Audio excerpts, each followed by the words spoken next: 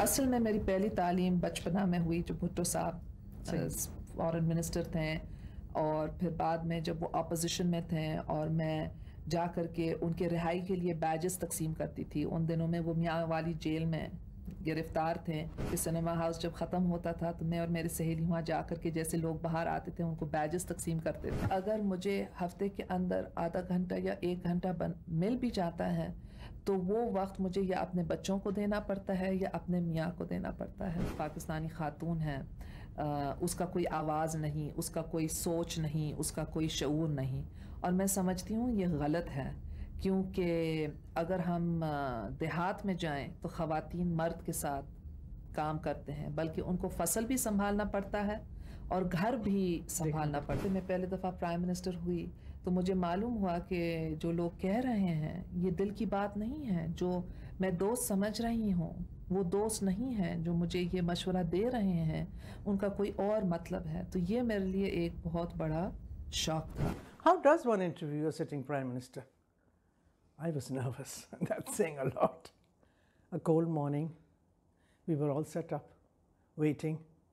Suddenly there's an electricity in the air. Footsteps, chattering. I hold my breath. She walks in, regal, dignified, beautiful. I'm sitting in front of Prime Minister Benazir Bhutto. We talk. I do the questions. I also add a few of my own, but she didn't flinch. She replied honestly, simply, and at the end of it, when we were ready to wrap up, Babar Sahab, chai nahi pilwayenge? And believe it or not, I had tea with Prime Minister Benazir Bhutto.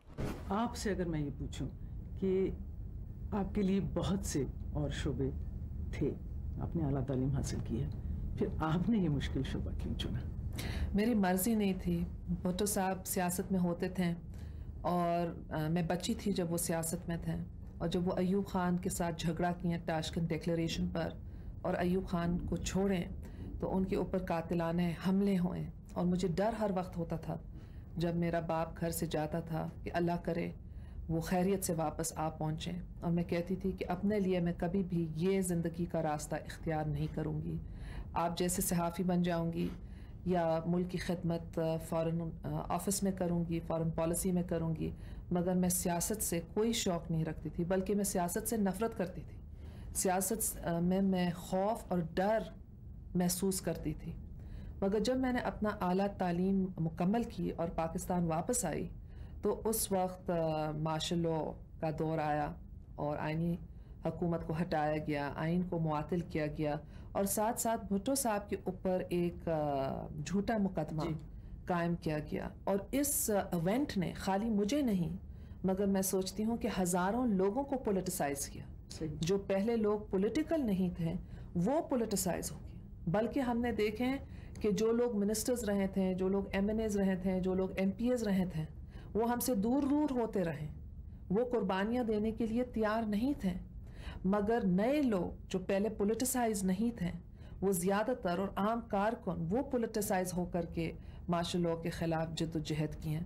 مگر ہر وقت میں سوچتی تھی کہ وہ دن آئے گا جب بھٹو صاحب جیل سے نکل آئیں گے، اور مجھے خواب ہوتے تھے کہ میں راولپنڈی جیل کے سامنے کھڑی ہوں اور وہ باہر آ رہے ہیں اور میرے ہاتھ میں پھول ہیں جو میں ان کو دے رہی ہوں، اور لاکھوں کی تعداد میں لوگ وہاں موجود ہیں. مگر پھر ایسے نہیں ہوا. اور پھر میں نے میری ماں کی مدد کی کہ ان کی سٹیٹمنٹس میں لکھتی تھی، ان کے لیے میں لوگوں کو ملتی تھی اور سب کچھ کرتی تھی. مگر پھر ان کی طبیعت ٹھیک نہیں تھی اور وہ ذرا سیاست سے ہٹ گئی، تو پھر میرے اوپر وہ ذمہ داری عائد ہوئی. اور حالانکہ میرے کو کوئی شوق نہیں تھا، میں اس راستے میں یا سیاست میں خود ہی داخل ہو گئی. مگر مجھے یاد ہے ایک دن پرائم منسٹر ہاؤس راولپنڈی میں بھٹو صاحب کے ساتھ بیٹھی تھی اور ایک انٹرویو تھا جس میں اندرا گاندھی نے بتائی تھی کہ میرے باپ کے لیے سیاست ایک رومانس تھا مگر میرے لیے سیاست ایک فرض ہے. اور بھٹو صاحب نے ناراض ہو کر کے وہ کاغذ میرے طرف پھینک کر کے کہا کہ دیکھو اس لڑکی کو معلوم نہیں کہ سیاست کیا ہے. اور ابھی جب میں دیکھتی ہوں تو یہ ایک رومانس تھا مگر میرے لیے ایک فرض بن گیا. باپ کی طرف فرض، عوام کے لیے فرض اور پھر وہ کارکن جو قربانیاں دیے تھے, جیلوں میں سڑ رہے تھے, ان کے لیے فرض. تو میں نے یہ فرض پھر ادا کی. جو لوگ سمجھتے ہیں کہ بس ہم فٹ قومی اسمبلی میں آ سکتے ہیں, وہ غلط سمجھتے ہیں. سیاست کا راستہ آسان راستہ نہیں ہے, اور سیاست کے اندر برداشت کی قوت ہونی چاہیے, کیونکہ جب تک آپ صلح نہیں کر سکیں, جب تک آپ چیزیں برداشت نہیں کر سکیں, سیاست کے اندر اناہ کا کوئی جگہ نہیں ہے. اور سیاست کے اندر خالی مفاد ہیں, جن کے سیاسی مفاد ایک ہیں, وہ ایک راستے پر چلتے ہیں.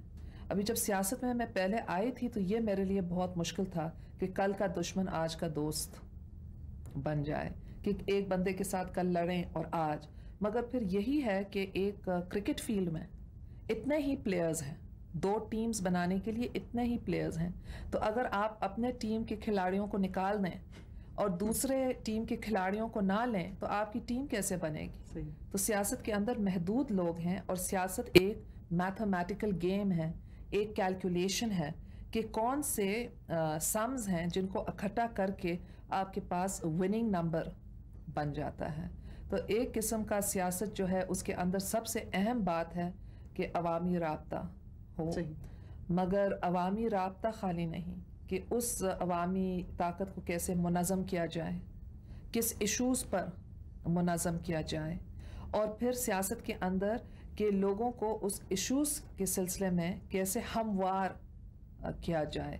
یہ سب میں نے خود سیکھی. میں نے یونیورسٹیز میں سیاست پڑھی تھی, مگر عملاً سیاست اور یونیورسٹی کی سیاست میں آسمان زمین کا فرق ہوتا ہے. جی میڈم پرائم منسٹر, اس وقت جو ہماری سیاست ہے آپ بھی اس سے واقف ہیں, کسی حد تک تشدد کی سیاست ہے, لڑائی کی سیاست ہے, ڈائلاگ کم کی سیاست ہے, بحث زیادہ کی سیاست ہے, جانی اور مالی نقصان کی سیاست ہے.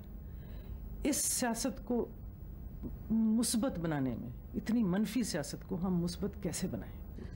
خواتین کا دل زیادہ نرم ہے, مرد کا دل زیادہ سخت ہے, اور خواتین جو ہیں وہ چیزیں جلدی بھول جاتے ہیں, مرد جو ہیں وہ بھول نہیں سکتے, دل میں رکھتے ہیں. دل میں رکھتے ہیں. خواتین بدلہ کا نہیں سوچتے ہیں, اللہ پر چھوڑ دیتے ہیں, کیونکہ اپنے عام زندگی میں اتنا بہت اللہ تعالیٰ کے اوپر چھوڑنا پڑتا ہے کہ عادت بن جاتی ہے. تو میں سمجھتی ہوں کہ خواتین کا ایک بہت اہم کردار اس میں ہو سکتا ہے, اور یہ میری اپنی خواہش ہے کہ خواتین اپنا کردار ہر سطح اور ہر شعبے میں ادا کریں. اور انشاءاللہ 2 سال میں ہم پاکستان کے اندر مسلم ویمنز اولمپکس بھی منعقد کر رہے ہیں. تو جب پہلے مسلم ویمنز اولمپکس ایران میں ہوا تھا, اور ابھی پاکستان دوسرا ملک ہوگا جدھر مسلمان ممالک سے خواتین اولمپکس میں حصہ لیں گے. اور جب میں نے منسٹری آف اسپورٹس سے یہ بات کی, انہوں نے کہا خواتین اور اسپورٹس, ہمارے پاس تو خواتین کے لیے کوئی اسپورٹنگ فیسلٹیز نہیں ہے. تو مجھے تعجب ہوا کہ اسپورٹ کے فیلڈ میں بھی جدھر بین الاقوامی کمپٹیشنز ہوتے ہیں ادھر بھی ہم پیچھے رہ گئے ہیں. تو ہماری کوشش ہے کہ ابھی ہم لیڈیز کی ٹریننگ شروع کر لیں, اور میں امید رکھتی ہوں کہ مسلم ویمنز اولمپکس میں کم از کم 1 اولمپک میڈل ہمارے خواتین لیں گے, کیونکہ یہ پہلے دفعہ ہوگا کہ ہم اس چیز کے لیے منظم ہو رہے ہیں.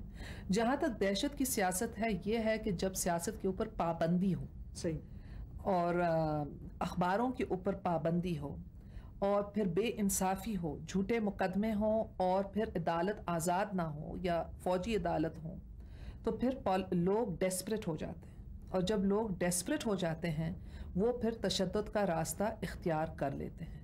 پھر جب وہ تشدد کا راستہ اختیار کر لیتے ہیں تو ان کا کانٹیکٹ کرمنلز کے ساتھ ہو جاتا ہے. ابھی کوئی ڈاکہ لگائے اور کہے بینک پر میں ڈاکہ لگا رہا ہوں میرے سیاست کے لیے, اور دوسرا کہے میں ڈاکہ لگا رہا ہوں میرے گھر والوں کو کھلانے کے لیے, دونوں غلط ہے. اور پھر جب جمہوریت واپس بحال ہو تو یہ آٹومیٹک نہیں ہے کہ لوگ ماضی کی سیاست کو چھوڑ دیں, کیونکہ ماضی میں سیاستدانوں نے دہشت گردی اختیار کی, تو پھر سیاست اور دہشت میں فرق جو ہے وہ مٹ گیا.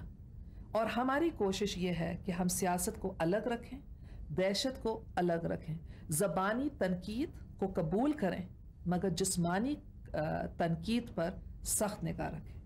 میڈم پرائم منسٹر, آپ اب وزیر اعظم ہیں. کچھ عرصے پہلے تک آپ اپوزیشن میں تھیں. اگر میں آپ سے یہ پوچھوں کہ آپ نے حکومت میں زیادہ سیکھا یا حزب اختلاف میں زیادہ سیکھا؟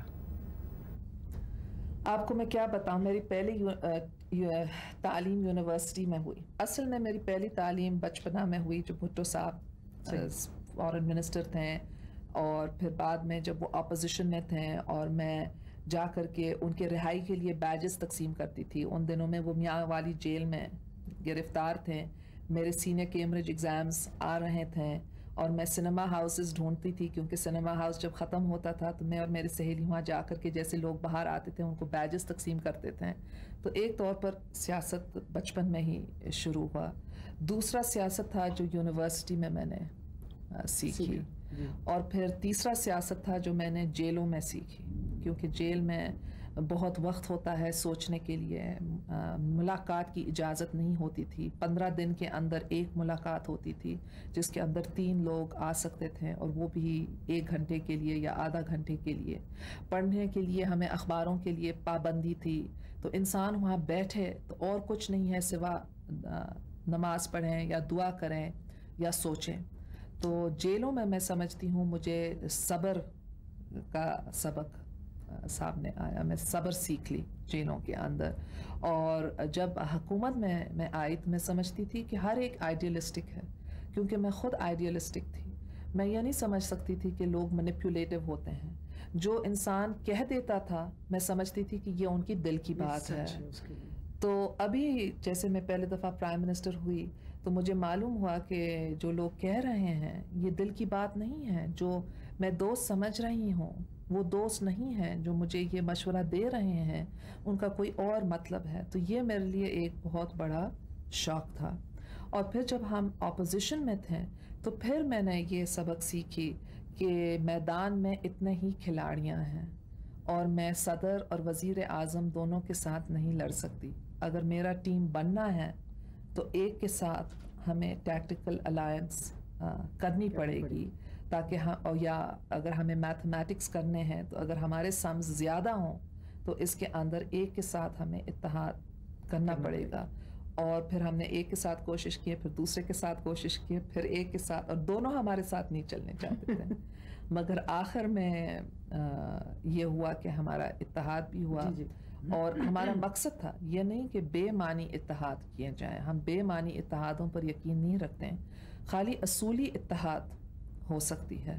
اور ہمارا اصول یہ تھا کہ منصفانہ انتخابات ہو. تو ہم ان کے ساتھ اتحاد کرنے کے لیے تیار تھے جو منصفانہ انتخابات کے سلسلے میں ہمارے ساتھ مذاکرات کرنے کے لیے تیار تھے.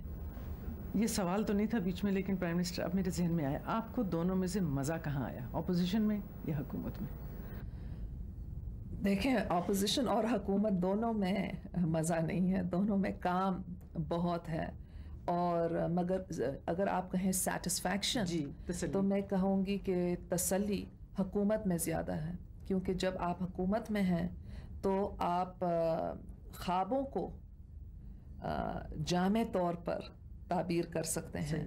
اور اس لیے میں سمجھتی ہوں کہ تسلی زیادہ اس وقت ہے، کیونکہ میں سمجھتی ہوں کہ لوڈ شیڈنگ اور پاور شٹ ڈاؤنز جب میں اپوزیشن میں تھی تو ہماری جماعت اس سلسلے میں کچھ نہیں کر سکتی تھی. مگر ابھی جو ہم حکومت میں ہیں تو ہم نے ایک ٹھوس منصوبہ سامنے پیش کیے ہیں.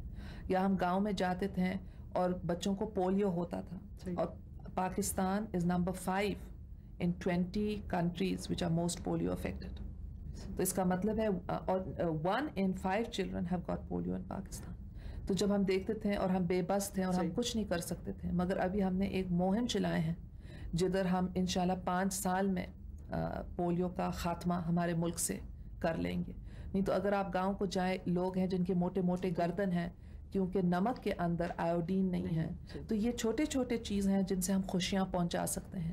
وہ گھر جدھر بچہ پیدا ہو، بیمار ہو، یا کسی کی ماں کو باپ کو بیماری ہو جائے، اس سے زیادہ غم کیا ہو سکتا ہے. اس طریقے سے خواہ انرجی ہو یا پھر ہم انویسٹمنٹ لے آ رہے ہیں کیونکہ لوگ بے روزگار ہیں، ہم چاہتے ہیں کہ ان کو نوکریاں ملیں. یا نیا ایج آ رہا ہے جو کمپیوٹر ایج کہا جا سکتا ہے، اور ہمارے لوگ اب تک کمپیوٹر نہیں سیکھے ہیں، تو کمپیوٹر لٹریسی مہم چلانا. یا ہمارے ملک میں آبادی کا دباؤ اتنا بہت ہے کہ انڈیپینڈنس کا وقت 47 سال پہلے ایک فرد کو کھلانے کے لیے 2 एकड़ ज़मीन होती थी और अभी, या एक फ़र्द के ख़ानदान को खिलाने के लिए 2 एकड़ ज़मीन होती थी और अभी एक फ़र्द के ख़ानदान को खिलाने के लिए आधा एकड़ ज़मीन है। तो आप सोचिए 47 और साल में क्या होगा अगर हम काबू नहीं कर सकें, तो हम खुद कफील नहीं होंगे, हम अपने बच्चों को खिला नहीं सकेंगे। तो तसल्ली इस चीज़ से होती है, मगर बैठ करके एक किताब पढ़ने के लिए वक्त नहीं मिलता। और अगर मुझे हफ्ते के अंदर आधा घंटा या 1 घंटा मिल भी जाता है, तो वो वक्त मुझे या अपने बच्चों को देना पड़ता है या अपने मियाँ को देना पड़ता है। तो मेरे लिए फिर कोई वक्त नहीं रह जाता कि मैं ज़रा रिलैक्स करूं या अपने सहेलियों से पूछूं। अगर वो वक्त हो तो मेरे बच्चे चाहते हैं कि मैं उनको दूं या मियाँ चाहता है, तो यहाँ रेस्ट करने का वक्त नहीं मिलता। मैं सफ़र बाहर करती हूँ तो रात को हम सफ़र करते हैं, जैसे हम पहुंचते हैं इसके बावजूद के टाइम चेंजेस हैं, सुबह से लेकर के रात तक फंक्शंस होते हैं, एक फंक्शन से दूसरा, दूसरा से तीसरा, और फिर कभी पॉलिटिक्स पर बात करना, कभी इकोनॉमिक्स पर बात करना, कभी इन्वेस्टमेंट पर बात करना। इतने मुख्तलिफ अमूर हैं जिनके ऊपर बात करना पड़ता है। मगर आज का जो चीफ एग्जीक्यूटिव है, उनका अव्वल काम यह है कि अपने मुल्क को पैकेज और सेल करें। इसी मुल्क भी एक किस्म का गुड बन गया है जिसको पैकेज और सेल करना है, क्योंकि अगर सही मानों पर आप सेल नहीं करें तो इन्वेस्टमेंट नहीं आएगा, इन्वेस्टमेंट नहीं आएगा तो असूक भी नहीं मिलेगा, क्योंकि जितना बाहर लोगों का इंटरेस्ट है तो उस इंटरेस्ट से वो फिर कहेंगे कि पाकिस्तान की आवाज़ को सुना जाए। तो इन्वेस्टमेंट और इन्फ्लुएंस दोनों इंटरलिंक्ड है। तो इन्वेस्टमेंट ले आना का मतलब है कि इन्फ्लुएंस ले आना। आपके जहन में, क्योंकि आप इस वक्त खातून भी हैं और वज़ीर आज़म भी हैं, आपके जहन में पाकिस्तानी औरत की क्या तस्वीर है? दुनिया में लोग समझते हैं कि जो पाकिस्तानी खातून हैं वो घर में बंद हैं, और जो पाकिस्तानी खातून हैं वो अपना पूरा सर से पैर तक चादर पहन के बगैर बाहर नहीं जाती है, और कि जो पाकिस्तानी खातून है उसका कोई आवाज़ नहीं, उसका कोई सोच नहीं, उसका कोई शऊर नहीं। और मैं समझती हूँ ये गलत है, क्योंकि अगर हम देहात में जाएं तो ख़वातीन मर्द के साथ काम करते हैं, बल्कि उनको फसल भी संभालना पड़ता है और घर भी संभालना पड़ता है। हम खलीज के मुल्कों जैसे नहीं हैं जिधर ख़वातीन कुछ ना कर सकें। मगर ये कहें कि ख़वातीन के पास इंडिपेंडेंट मीन्स हैं, वो हम नहीं कह सकते, क्योंकि अगर ख़वातीन काम भी करती है उसकी जो आमदनी है अमूमन उनके हाथ में नहीं आता, किसी और के हाथ में, या बाप के हाथ में चले जाता, या भाई के हाथ में चले जाता, या मियाँ के हाथ में चले जाता। और इस्लाम के अंदर ये विरसे में ख़वातीन को हिस्सा मिलता है, कोई और दीन में औरत को हिस्सा नहीं मिलता। मगर ये ताजुब की बात है कि इस्लाम ख़वातीन को या ख़ातून को हिस्सा देता है, मगर उस ख़ातून का अपना भाई या अपना मियाँ या अपना शौहर उससे वो हक छीन लेता है। तो कुछ चीज़ हैं जो हक दिए गए हैं, और दूसरा है कि अमली तौर पर क्या मिला है या नहीं मिला है। आजकल की दुनिया में एक कम्युनिकेशन रेवोल्यूशन हो रही है। हम यहाँ बैठे हुए देख सकते हैं कि बाकी दुनिया में क्या हो रहा है, और इससे मैं समझती हूँ कि सोचों में बहुत तब्दीली आएगी। मुझे मालूम था जब मेरे वालिद साहब शहीद हुए, अगर उनने मेरे लिए वो चीज़ें नहीं रखे थे जिसके साथ मैं सियासत कर सकती थी, तो फिर मैं नहीं कर सकती थी जो कुछ भी करें। तो इसलिए मैं चाहती हूँ कि ख़वातीन को भी आज भी, अगर सियासत की बात खाली नहीं, अगर कोई मियाँ औरत को मारे, वो औरत किधर जाए? उसके पास अपना घर नहीं, उसका खाना नहीं, वो अपने बच्चों को का देखभाल नहीं कर सकती है, तो वो मजबूर है। आज के मुआशरे में अक्सर ख़वातीन मजबूर हैं, और इस मजबूरी से अगर आज़ाद करना है तो खाली एक ही तरीका है, और वो ये है कि ख़वातीन के लिए मुलाजमत या कारोबार के दरवाज़े खोले जाएं। और इस सिलसिले में मैंने सबसे पहले वुमेंस बैंक कायम की, जो एक बैंक है, और इस बैंक के तहत खाली ख़वातीन को कर्ज़े दिए जाते हैं, और इस बैंक में खाली हैं। मगर अगर मर्द को अपना पैसा वहाँ रखना है तो हम उनको इनकार नहीं करेंगे। तो اس سلسلے سے ہمیں امید ہے کہ اور خواتین پھر معاشرے میں اپنا کردار ادا کرنے کے لیے سامنے آئیں گے، اور ساتھ ساتھ ویمنز پولیس اسٹیشنز جو ہم شروع کیے ہیں، ویمن کو ہم جو ہائر جوڈیشری میں پہلے بار لے آئے ہیں، یہ سب اس منصوبے کا حصہ ہے کہ عورت کو عزت بھی دیا جائے اور عورت کو اپنے انڈیپینڈنٹ مینز بھی دیے جائیں، تو وہ اپنے مقدر کا فیصلہ خود کر سکے، خواہ وہ ہاؤس وائف بننے چاہتی ہے، کیونکہ وہ بھی فل ٹائم جاب ہے، گھر سنبھالنا وہ بھی فل ٹائم، بچوں کو سنبھالنا، کھانا تیار کرنا، برتنوں کو دھونا، میاں کے شرٹس کو استری کرنا، میاں کو سنبھالنا وہ بھی بہت بڑا کام ہے۔ جیسے میں جب گئی تھی تو ناروے کے پرائم منسٹر سے ملی تھی، تو میں نے ناروے کے پرائم منسٹر سے پوچھی تھی، میں نے کہا کہ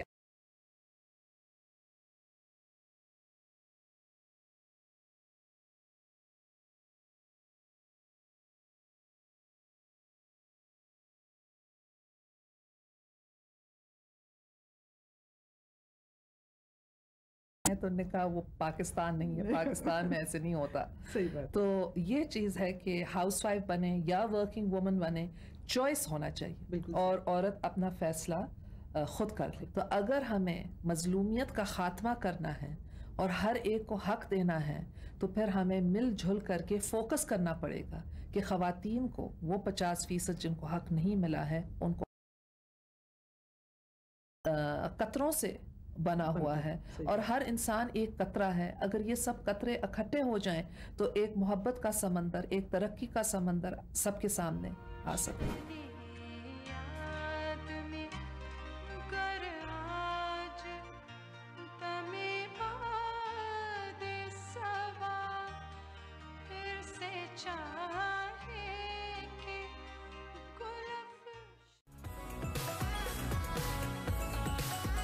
ہمارا ٹی وی ہم سب کا ہے۔ ہیلو، السلام علیکم، ست سری اکال، نمشکار، آداب، میں ہوں ڈاکٹر موئز اور میں ہوں عروج موئز، باپ بیٹی، and welcome to our lounge. We are bringing you a live show in which we will be discussing lots of issues. Life میں پرابلمز ہی پرابلمز ہیں، ریلیشن شپ کا پرابلم، پیسوں کا پرابلم، فائنینشیل پرابلم، بچے بات نہیں مانتے، بچوں کی تربیت کیسے کرے، ڈپریشن ہے، اسٹریس ہے، ٹینشن ہے، ہیلتھ ایشوز کتنے بڑھ گئے۔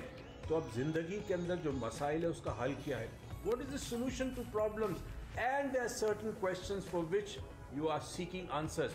تو میں اور عروج ہم نگری دنیا کے کئی ملک جاتے ہیں اور لوگ ہمارے پاس آتے ہیں، ہم ان کے پاس جاتے ہیں، سوالوں کے جواب دیتے ہیں، پرابلمز کا حل بتاتے ہیں، اور یہ بھی بتاتے ہیں کہ زندگی کیسی گزاری جائے، خوشیاں کیسی زندگی میں آئے۔